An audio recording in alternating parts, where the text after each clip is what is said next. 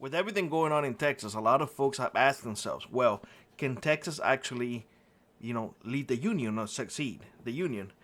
And it's a little complicated, to tell you the truth. But let me give you my take on this. And by no means, I am not an attorney or anything like that. So this is just my opinion and a little bit of research that I had done. Now, before we jump into this video, if you don't mind, make sure that you are subscribed to the channel. YouTube is actually, I'm subscribing folks and not sending notifications. So if you can check that for me, I'll appreciate that. And let's jump into the video. Now, the question to whether or not a state can succeed from the union. Well, there's no explicit prohibition in the U.S. Constitution saying, yes, a state can go ahead and withdraw. There's none. In fact, if you look at history, there had been, well, the whole secession thing was heavily influenced by the Civil War.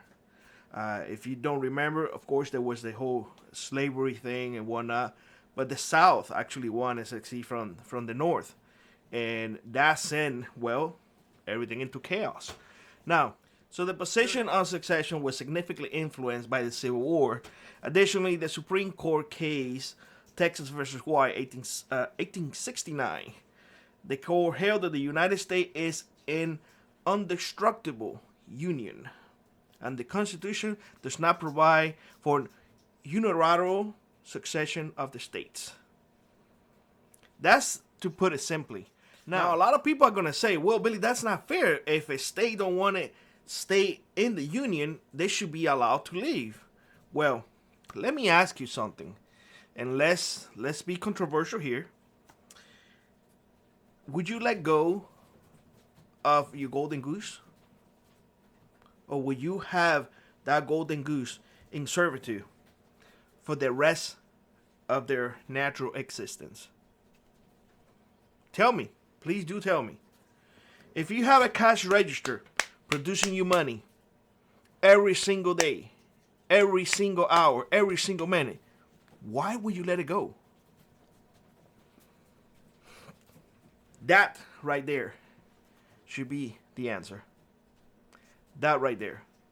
There's no way that that's going to happen. There's no way that the government is going to go and say, sure, you don't want to be here with us anymore. That's okay. It's okay. You can go. You have your freedom. No.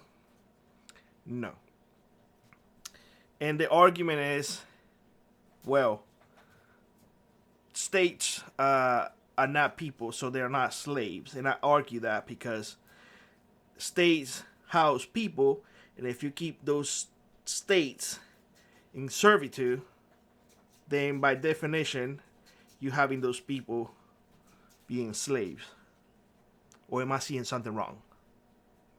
Nonetheless, honestly, this is a big question. A lot of people are gonna make an argument.